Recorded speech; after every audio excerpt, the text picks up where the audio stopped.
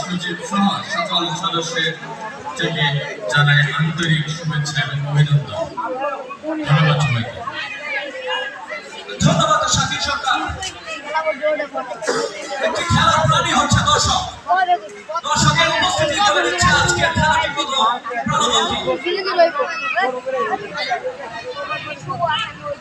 দর্শক একাগ্রচিত্তে একটি দলের অপেক্ষা করছে।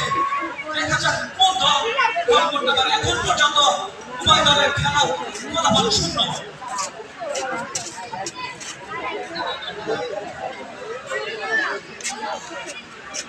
আক্রমণে জয়টাকে একাদশ